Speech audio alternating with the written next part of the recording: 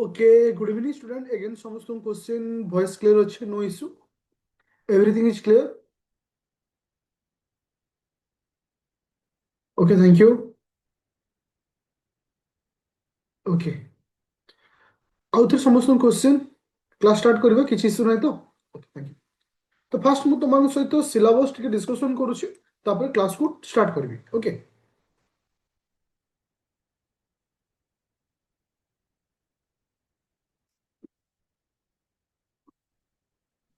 अच्छा बर्तमान आम डिस्कसन कर होम साइंस ऑप्शनल रो सिलेबस ऊपर जोटा कि बेसी नहीं 1 to 2 मिनिट ऊपर डिस्कसन करी क्लास को स्टार्ट करी मन रखिले कहीं मुझे सिलेबस बार बार तुम सहित क्लास आरंभ डिस्कसन करे जब तुम ये सिलेबस को भलसे बुझी तुमको इजी ए टॉपिक को कवर अप करने देख आम पढ़ी होम साइंस रो को टॉपिक पढ़ीचे स्टडी ऑफ न्यूट्रिशन पढ़ीचे स्टडी ऑफ फूड भी पढ़ीचे थेरापिक न्यूट्रिशन दुईटी क्लास कंप्लीट होइए तो आज भी पढ़ा किसी ना माल न्यूट्रिशन मन कर माल न्यूट्रिशन दुईटी क्लास कंप्लीट हम कहीं एणिकी जहाँ सब रहा केवल दुईटी टॉपिक दुईटा आमर पर्टिकुलर जमी स्टडी ऑफ फूड आउ स्टडी ऑफ न्यूट्रिशन ए दुईटा हूँ लेंदी आउ सबुतक क्लास मैक्सिमम टू मैक्सिमम 3टा कि दुईटी क्लास कंप्लीट हम जमी थेरापिक न्यूट्रिशन मु दुईटी क्लास कंप्लीट करी तो आज भी पढ़ा माल न्यूट्रिशन ए माल न्यूट्रिशन टा सब डायरेक्ट क्वेश्चन आसे होम साइंस गोटे खासियत हूँ कि बुले बंके क्वेश्चन है पूरा स्ट्रेट फॉरवर्ड क्वेश्चन पूरा सीधा सीधा क्वेश्चन जमती कि सिलेबस को लेकर कॉपी पेस्ट कर देछि क्वेश्चन रे से टाइप तो ये थिला होछि तमरी आ वर्तमान तुम सहित मुझे देखी गोटे पूर्व वर्षर क्वेश्चन तुम एवठू आइडिया आसी जे को टाइप क्वेश्चन आसुछ अच्छा एटा होछि लास्ट ईयर रो क्वेश्चन क्वेश्चन समस्त शो होछि क्वेश्चन समस्त शो होछि देखो तुमको माने माल न्यूट्रिशन ऊपर दुईटी क्वेश्चन आसी गोटे 15 मार्क क्वेश्चन जो देखिप 7 नंबर गोटे क्वेश्चन अच्छी आउ गोटे अच्छी 15 मार्क क्वेश्चन 12 नंबर क्वेश्चन अच्छी देख ये 30 मार्क क्वेश्चन गोटे छोटिया टॉपिक तुम पाइगल तुम 12 नंबर क्वेश्चन कौन देला जे भारत रे शिशु को विकास रे पुष्टिहीनतार प्रभाव उपरे मतामत दियो that means mall nutrition and child development in India तो चाइल्ड डेवलपमेंट ऑफ इंडिया मान भारत में शिशु मान वृद्धि रे माल न्यूट्रिशन कौन प्रोब्लेम रोचे कौन प्रभाव रोचे से विषय हमको से क्वेश्चन कर आ गोटे क्वेश्चन कौन कर क्वेश्चन नंबर 7 नंबर जे संक्रमण उपरे पुष्टिहीनतार प्रभाव विषय रे आलोचना करो जे discuss the effect of malnutrition on infection जे इन्फेक्शन उपरे माल न्यूट्रिशन कौन प्रभाव रोचे ए दुईटा ऊपर हमको से क्वेश्चन कर अर्थ जदि गोटे पिला माल न्यूट्रिशन को भलसे बुझी से आराम से आकु से लिखिपर तो आज क्लास को स्टार्ट करवा फास्ट क्लास माल न्यूट्रिशन अच्छा समस्त पीडीएफ शो होची एगेन समस्त क्वेश्चन पीडीएफ शो होची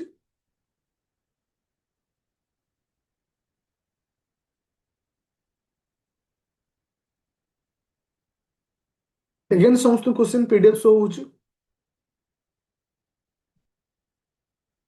ओके थैंक यू ओके चलो तो प्रथम आम डिस्कसन करवा जे माल न्यूट्रिशन जे माल न्यूट्रिशन कहले कौन बुझा आर कारण कौन effect of malnutrition on the तुम अच्छे vulnerable section of the society J vulnerable section of the society तो जे दुर्बल माने सोसाइटी जो माने समाज रो दुर्बल वर्ग जहाँ को आम कहे ऊपर कुपोषण प्रभाव कौन रोचे जे कुपोषण जो माने पर्टिकुलर जोटा कि दुर्बल वर्ग रोचे तो से ऊपर से कौन प्रभाव पकाउचे से विषय आज आम डिस्कसन करवा प्रथम हूँ जे माल न्यूट्रिशन आम क्या कहवा क्या आम माल न्यूट्रिशन कही था anyone answer anyone answer malnutrition क्या कहवा कार आइडिया अच्छी समस्ते पार्टिसिपेट करो अल्प बहुत पार्टिसिपेशन कले ही आम गोटे आइडिया आसूचे एक्चुअली जिनस या गोटे क्लास रे मन रही जदि आमको फील हवा दरकार जे आम ऑनलाइन रे ऑफलाइन क्लास रे पढ़ुचे okay it is malnutrition बा कुपोषण कहले कौन बुझा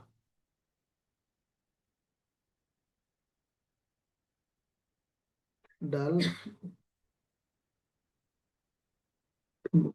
हाँ ठीक अच्छे then not eating proper nutrition foods underweight, then a lack of effective nutrition for the persons. Okay, then ଆଉ କାହାର ଆସିଲା answer ଠିକ ଅଛି। ତ ନର୍ମାଲି ଆମର କିଛି ନା କିଛି ଆଇଡିଆ ରହିଛି। ସେ କହୁଛି ପ୍ରଥମେ ଯେ ମାଲ ନ୍ୟୁଟ୍ରିସନ ଇଜ ଅଲସୋ କଲ୍ଡ ମାଲ ନରିଶମେଣ୍ଟ ବୋଲି ଆମେ ତାକୁ ସାଧାରଣତଃ କହିଥାଉ। ମନେ ରଖ ମାଲ ନ୍ୟୁଟ୍ରିସନ ଅର୍ଥ ହଉଛି ଯୋଉଟା କି ତୁମର ଇନସଫିସିଏଣ୍ଟ ଅର ଟୁ ମଚ ନ୍ୟୁଟ୍ରିସନ। ଆମେ ଯଦି ଗୋଟେ ନ୍ୟୁଟ୍ରିସନକୁ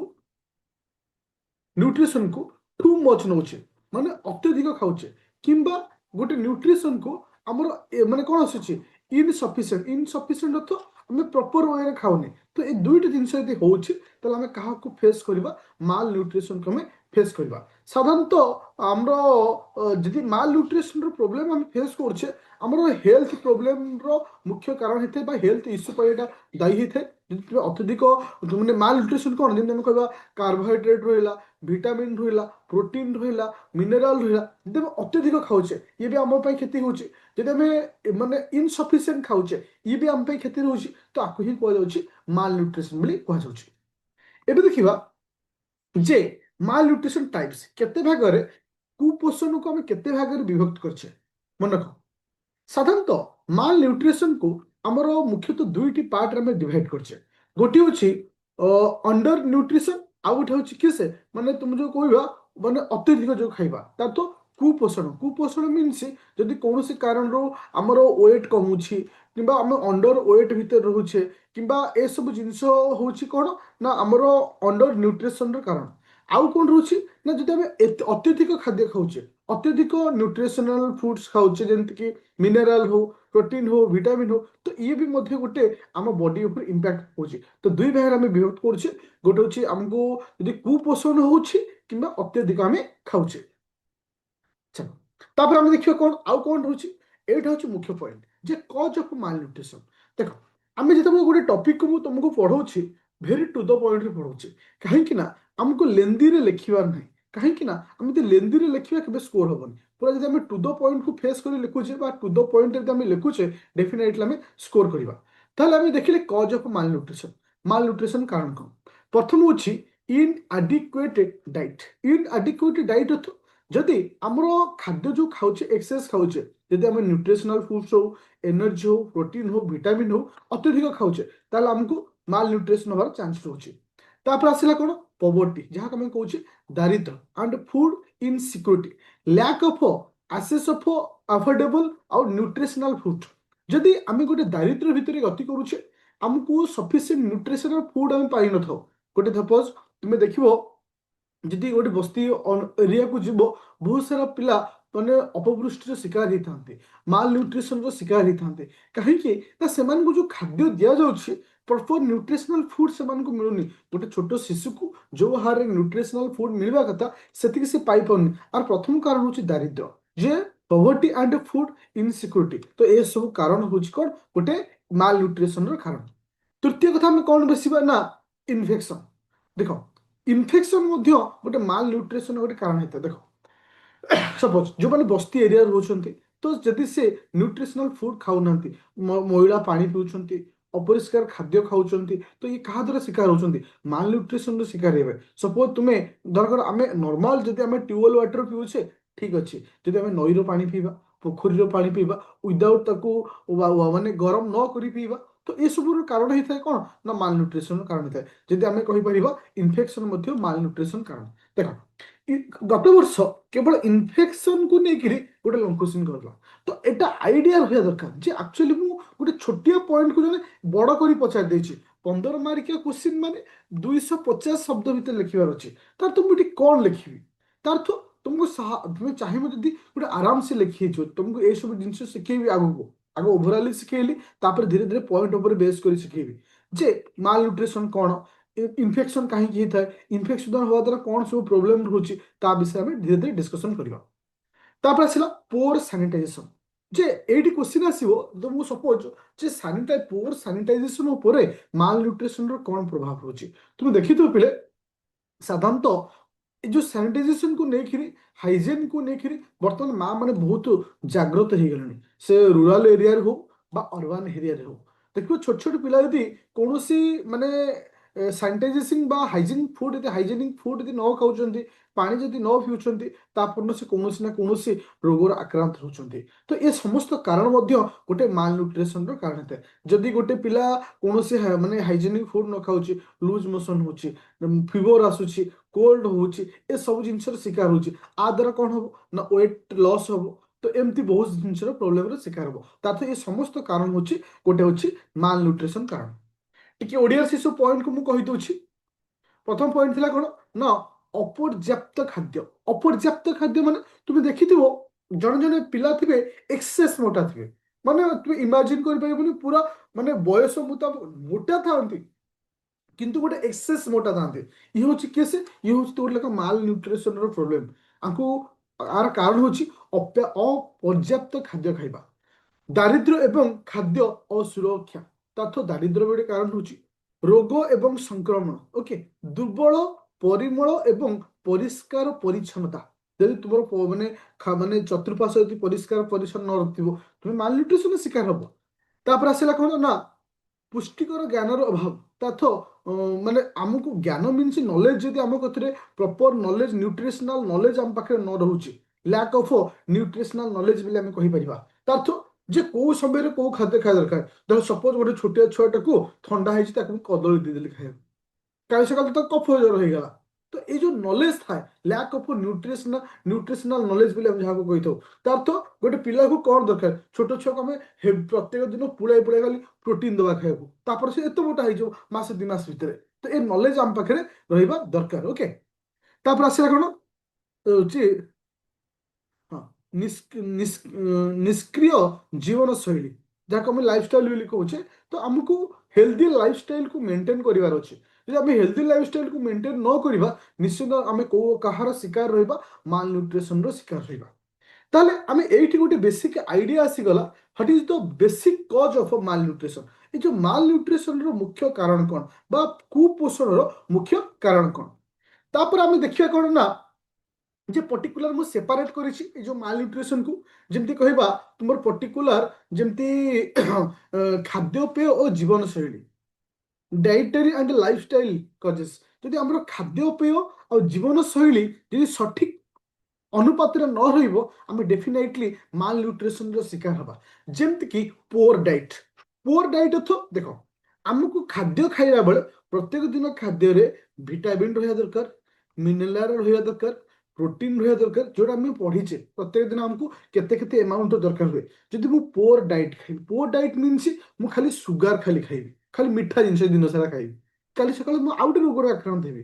ମୁଁ କେବଳ କ୍ଷୀର, ଦହି, ଲହୁଣୀ, ଛେନା କିଛି ଖାଇବିନି, ଖାଲି ଏଭ୍ରିଡେ ସକାଳୁ ସଞ୍ଜ ସକାଳେ ଚିକେନ୍ ଖାଇବି, ରାତିରେ ଚିକେନ୍ ଖାଇବି, ଆଫ୍ଟରନୁନରେ ଚିକେନ୍ ଖାଇବି, ଇଭିନିଂରେ ଚିକେନ୍ ଖାଇବି, ତାପରେ ମାସକର ଅବସ୍ଥା କ'ଣ ହବ।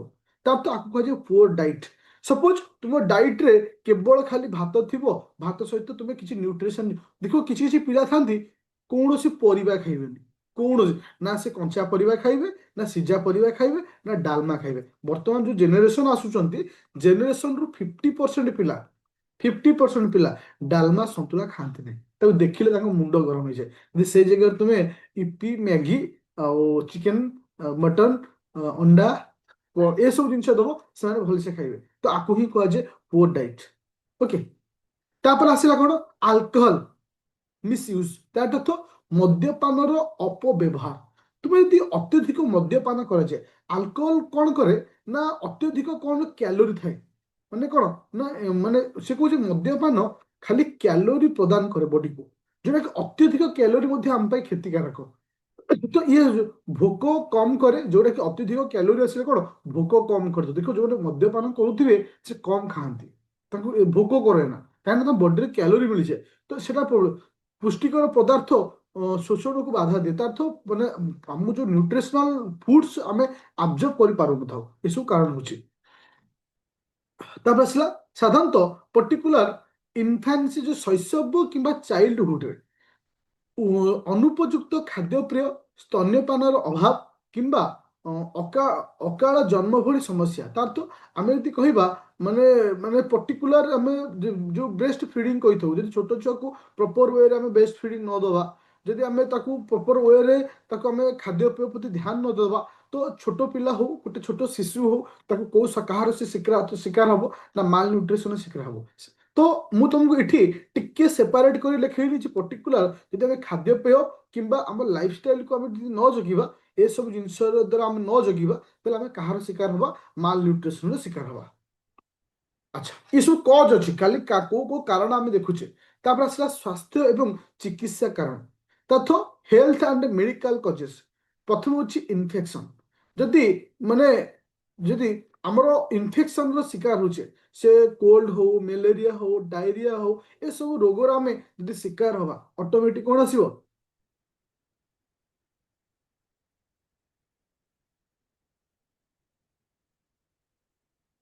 चलो देख तापर आसला इनफेक्शन जदि आम बॉडी में बार बार इनफेक्शन हम देखो कि पिला छोट बेलू सब इनफेक्शन हुए से जमी थंडा ज्वर लग रहा झाड़ा बांति लगी रहा ये सब इनफेक्शन गोटे कारण होता है कौन ना माल न्यूट्रिशन जोटा कि health and medical causes under को आसूची। तापर सेकेंड हूँ अवशोषण समस्या माने अवशोषण तो अब्जर्वेशन इश्यू तो आम प्रॉपर डाइजेशन न हो ये भी गोटे माल न्यूट्रिशन कारण होता है। तो ये हूँ कौन ना हेल्थ एंड मेडिकल कजेस रहा मुझे एत एलाबरेट करनी बास ये पॉइंट को लिखार अच्छे। तापर आसला सामाजिक आर्थिक एवं परिवेशगत कारण गुड़िक socio economic and environmental factor.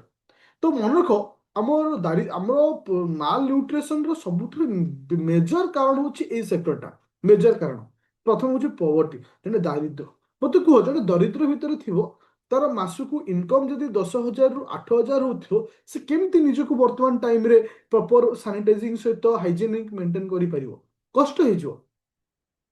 Sir please give PDF before class एटा मु माइंडसेट करिछि बट टिके मते प्रोब्लेम होछि मु फिलहाल ट्राई करिवि मोर 100% जे एथरो क्लास पूर्व पीडीएफ दवा पे अदर कोन हम जदि को माने पिला प्रिंट आउट काढी पढुछो तो आगुआ प्रिंट आउट काढ दे तुमको इजी हो ठीक अछि मते काल्टू एटा को ध्यान देबी आगुआ पीडीएफ दे देबी।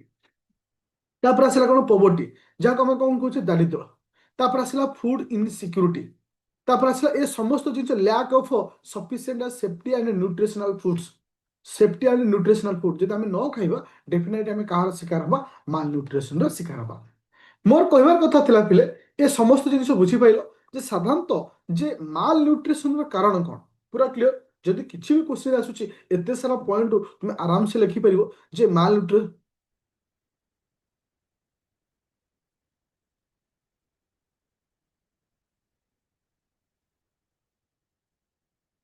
ठीक अच्छे।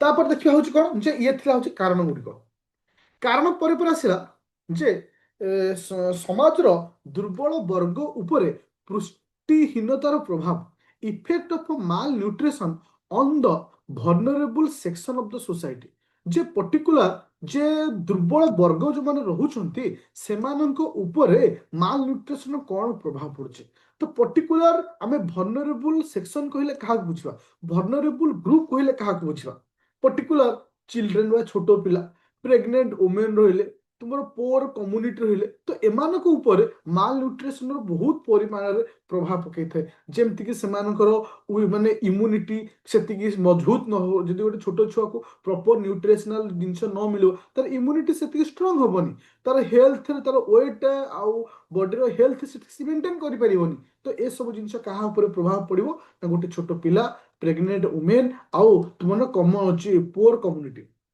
कुपोषण दुर्बल गोष्ठी शिशु गर्भवती महिला गरीब संप्रदाय मानक बुद्धि कौन आसला बाधा प्राप्त माने सेमानक बुद्धि रे बाधा प्राप्त माने सेमानक ग्रोथ रे प्रोब्लेम हम दुर्बल रोग प्रतिरोधक शक्ति माने जहाँ इम्यूनिटी सिस्टम कहूचे ज्ञानात्मक दुर्बलता उच्च मृत्युहार सृष्टि करी असमानता असमानता प्रतीक को प्रभावित करता तो आ द्वारा कौन हुए अत्यधिक डेथ होता है जोटा कि गोटे आम इनबालांसिंग सोसाइटी को आनी था तो ये हूँ कौन ना माने माल न्यूट्रिशन कहा ऊपर इम्पैक्ट पकाउछि ना vulnerable ग्रुप ऊपर इम्पैक्ट पकाउछि पर्टिकुलर जमती चाइल्ड रहिले प्रेग्नेंट वुमेन रहिले पुअर कम्युनिटी रहिला तापर पर्टिकुलर कौन कौन प्रभाव प्रभाव पकाउछि ना हेल्थ ऊपर प्रभाव पकाउछि हेल्थ ऊपर कौन ना तुम मानकर प्रथम होछि कौन ना इम्यून सिस्टम देख तुमर से छोट पिला हो से जड़े गर्भवती महिला हो किंबा पुअर कम्युनिटी हो सेमानकर कहा ऊपर प्रभाव पकाउछि हेल्थ ऊपर हेल्थ रो को सेक्टर ना इम्यून सिस्टम যদি প্রপর খাদ্য আমি ন পাইবা অটোমেটিক আমার ইম্যুনি সিস্টেম আক্টিভেট হবনি তারপর আসলা কোন না সেকেন্ড হচ্ছে কোন না হচ্ছে শারীরিক বুদ্ধিরে বাধাপ্রাপ্ত যাকে আমি ফিজিক্যাল গ্ରୋଥ लो वेट ତାର ତ ଏ ସବୁ ଜିନିଷରେ ଆମକୁ ଇମ୍ପାକ୍ଟ ପକେଇବ ତାପରେ ଆସିଲା କଣ ନା ତୃତୀୟ ପଏଣ୍ଟ ହଉଛି କଣ ମାତୃ ଏବଂ ନବଜାତ ସମସ୍ୟା ଦେଖ ତୁମେ ଯଦି ଆମର ହେଲ୍ଥ ଉପରେ ଆଉ କଣ ପ୍ରଭାବ ପଡୁଛି ମାନେ ମାନେ ବାର୍ଥ ରେଟ୍ ଆଉ ଡେଥ ରେଟ୍ ଯୋଉ ଛୋଟ ଛୁଆଙ୍କ ଇନଫାଣ୍ଟ ମୋର୍ଟାଲିଟି ରେଟ୍ ଆମେ ଯାହାକୁ କହୁଛେ ତ ଏହା ଉପରେ ଇମ୍ପାକ୍ଟ ପକଉଛି ତୁମର ନର୍ମାଲ ଶିଶୁ ମୃତ୍ୟୁ ହାର ଉପରେ ଇମ୍ପାକ୍ଟ ପକଉଛି ମାତୃ ମୃତ୍ୟୁ ହାର ଉପରେ ଇମ୍ପାକ୍ଟ ପକଉଛି ଏ ସମସ୍ତ ଜିନିଷ ଉପରେ ଇମ୍ପାକ୍ଟ ପକେଇବ କିଏ ସେ ନା ତୁମମାନଙ୍କର ମାଲ ନ୍ୟୁଟ୍ରିସନ କାହା ଉପରେ ନା ହେଲ୍ଥ କୁ ଆମେ ବେସ୍ କରି କହିଲେ ତାପରେ ଆସିଲା କଣ ନା ଏଜୁକେସନ ମନେ ରଖ ଶିକ୍ଷାଗତ ଏବଂ ଜ୍ଞାନାତ୍ମକ ପ୍ରଭାବ ଦେଖ ଯଦି ଗୋଟେ ବ୍ୟକ୍ତି ବା ଗୋଟେ ପରିବାର ମାଲ ନ୍ୟୁଟ୍ରିସନ ଦେଇ ଗତି କରିବ ଶିକ୍ଷାର କ୍ଷେତ୍ରରେ ତାଙ୍କର ପ୍ରଭାବ ପଡିବନି ପ୍ରପର ଏଜୁକେସନ ସେମାନେ ପାଇପାରିବନି ମସ୍ତିଷ୍କ ପ୍ରପର ଡେଭଲପମେଣ୍ଟ ହେଇପାରିବନି ତୁମେ ଦେଖିଥିବ ଗୋଟେ ଗୋଟେ ପିଲା ଆବନର୍ମାଲ ଥାନ୍ତି ଠିକ ସେ ସବୁ ଜିନିଷକୁ ରିସିଭ୍ କରିପାରନ୍ତିନି କାହିଁକି ବିକଜ ଅଫ୍ ତାଙ୍କର କଣ ହେଇଥାଏ ନା ମାଲ ନ୍ୟୁଟ୍ରିସନ ଦେଇ ସେମାନେ ଗତି କରନ୍ତି ବହୁତ ଛୋଟ ଛୋଟ ପିଲା ଥିବେ ଛୋଟବେଳୁ ତାଙ୍କୁ ପ୍ରପର ଡାଏଟ୍ ମିଳିନଥିବ ସେ ସ୍ତନ୍ୟପାନ ମାନେ ବେଷ୍ଟ ଫିଡିଂ କରିନଥିବେ ଦେଖ ସେ ବଡ ହେଲା ପରେ ତାଙ୍କ ମାଇଣ୍ଡ ସେତିକି ଗ୍ରୋଥ ହୋଇଥାଏ କଣ ପାଇଁ କୁହାଯାଏ 5 ବର୍ଷ ପର୍ଯ୍ୟନ୍ତ ଗୋଟେ ଛୋଟ ଛୁଆଟାକୁ ବ୍ରେଷ୍ଟ ଫିଡିଂ କରିବା ପାଇଁ ଏଥିପାଇଁ ତାର ନ୍ୟୁଟ୍ରିସନାଲ ଯେତିକି ଆବଶ୍ୟକତା ସେ ମା କ୍ଷୀରରୁ ହିଁ ସେ କଭର ଅପ୍ କରିଦେଇଥାଏ ଓକେ ତାପରେ ଆସିଲା ପୋର ସ୍କୁଲ ପରଫର୍ମାନ୍ସ ଖରାପ ସ୍କୁଲ ପ୍ରଦର୍ଶନ ଦ୍ୟାଟ ମିନ୍ସ ଖେଳରେ ସେ ୱିକ୍ ଥିବ ମାନେ ପାଠ ପଢିବାରେ ମଧ୍ୟ ସେ ୱିକ୍ ଥିବ ଏ ସମସ୍ତ ଜିନିଷରେ ସେ ୱିକ୍ ଥିବ ତ ଏ କ୍ଷେତ୍ରରେ ମଧ୍ୟ ପ୍ରଭାବ ପକାଉଛି ଇକୋନୋମି ଆଣ୍ଡ ସୋସିଆଲ ଇମ୍ପାକ୍ଟ ତା ଅର୍ଥ ତୁମର ହଉଛି ହଉଛି ଉତ୍ପାଦନ ହଉଛି ପ୍ରଡକ୍ଟିଭିଟି ରିଡ୍ୟୁସ୍ ଦ ପ୍ରଡକ୍ଟିଭିଟି ଦେଖ ଜଣେ ଯଦି ମାଲ ନ୍ୟୁଟ୍ରିସନ ଦେଇ ଗତି କରିବ ଦେଶର ଅର୍ଥନୀତି କ୍ଷେତ୍ରରେ ମଧ୍ୟ ପ୍ରଭାବ ପକେଇବ ଯେମିତିକି ପ୍ରପର ୱେରେ ଆମର ଜିଡିପି ଗ୍ରୋଥ ହେଇପାରିବନି ପ୍ରପର ୱେରେ ସୋସାଇଟିର ଇକୋନୋମିକାଲ ଡେଭଲପମେଣ୍ଟ ହେଇପାରିବନି ସୋସାଇଟିରେ ଗରିବ ସଂଖ୍ୟା ଦିନ ଦିନ ବଢିପାରିବ ଇଏ ଗୋଟେ ପ୍ରଭାବ ଆସିଲା ତାପରେ ଆସିଲା ଦାରିଦ୍ର ଫାସ ଦ୍ୟାଟ ମିନ୍ସ ପଭର୍ଟି ଟ୍ରାପ୍ ତା ତ ଦାରିଦ୍ର୍ୟ ଦିନକୁ ଦିନ ବଢି ବଢି ଚାଲିବ ତୁମେ ଦେଖିବ ଯଦି ଗୋଟେ ଗାଁ ହଉ ଗୋଟେ ସହର ହଉ ଗୋଟେ ରାଜ୍ୟ ହଉ କୋଉଠି ବି ଯଦି ଖାଦ୍ୟ ଅଭାବ ଦେଖାଯିବ ବର୍ଷେ 2 ବର୍ଷ 3 ବର୍ଷ ପରେ ସେ ରାଜ୍ୟ ସାରା ଖାଲି ଦାରିଦ୍ର୍ୟ ଦେଖାଯିବ ଯଦି ଖାଦ୍ୟର ଅଭାବ ଘଟିବ ସେ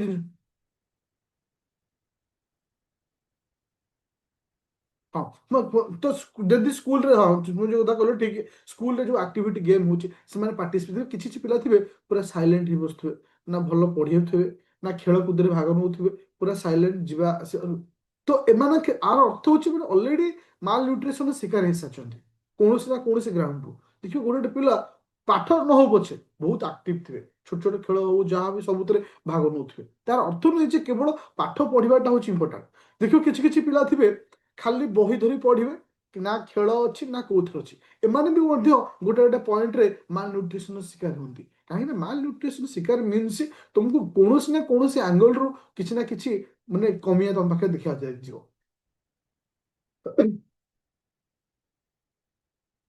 ତାପରେ କଣ କହିଲା ନା ସ୍ପେସିଫିକ ଭଲନେରେବଲ